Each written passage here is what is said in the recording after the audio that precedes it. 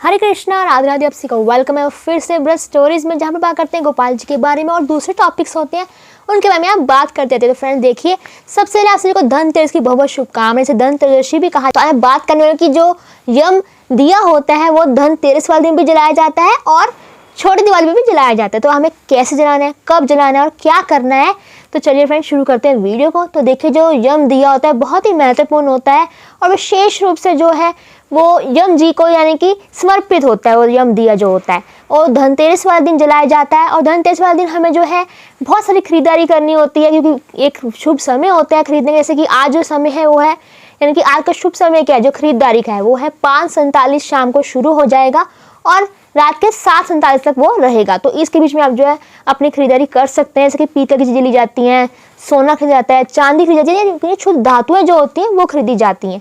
और जैसे कि आपको पता है कि पूजा की जाती है, तो जैसे मैंने आपको भी टाइम बताया, वो पूजा का टाइम भी है, खरीदारी का टाइम भी वही है। तो आपने जो है पूजा करने के बाद यम दिया जलाना है। जैसे कि हम इस दिन धनवंतरी भगवान जी की पूजा करते हैं धनतेरस वाले दिन, और कुबेर भगवान जी की विशेष पूजा होती है और लक्ष्मी गणेश जी की पूजा करते हैं। तो पूजा करने के बाद जो है हमें यम दिया जलाना होता है। तो जो यम दिया है हमें पहले पता किस दिशा में जलाना है। तो सबसे पहले हम बात कर लेते हैं कि यम दिया हमने किस प्रकार पहले तैयार करना है। तो देखिए, आपने क्या करना है, कोई आपसे छोटा बड़ा दिया ले लीजिए, जो आपको कैपेसिटी ठीक लगे वो आप दिया ले लीजिए। जैसे कि एक तो 4 मुंह वाला दिया आता है, एक आता है सिंपल दिया।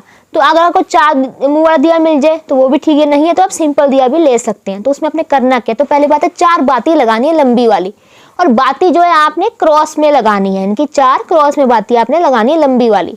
तो वो आप लगा लेंगे तो उसमें आप जो है सरसों का तेल डाल लीजिए। सरसों का तेल डाल लेंगे, उसके बाद आपने क्या करना है, ये नहीं कि आप इधर को जला देंगे, ऐसे नहीं। आपने तेल डालने के बाद उसमें एक पीली कोडी डालनी है, 1 या 2 रुपये का आप सिक्का भी जरूर डाल लीजिए। उसके बाद आपने क्या करना है, जैसे कि पूजा के बाद आपने ये तैयार करके ये दिया आपने जला लेना है। तो जो दिया होता है वो घर के अंदर से जलाया जाता है, फिर उसको बाहर रखा जाता है।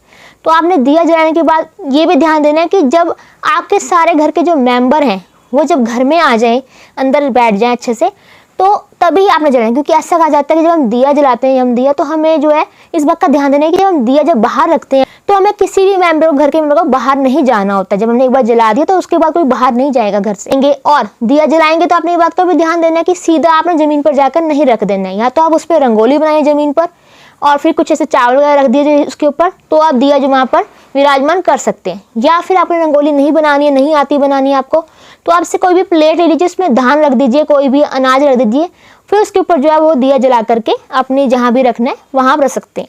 तो आपने ऐसे रखना है। अब बात आती है किस दिशा में हमें वो दिया रखना है जो हमने यम दिया जलाना है। तो देखिए, जो यम दिया यम को समर्पित होता है और विशेष दिशा होती है जहाँ हमें जगाना होता है, जैसे कि दक्षिण दिशा।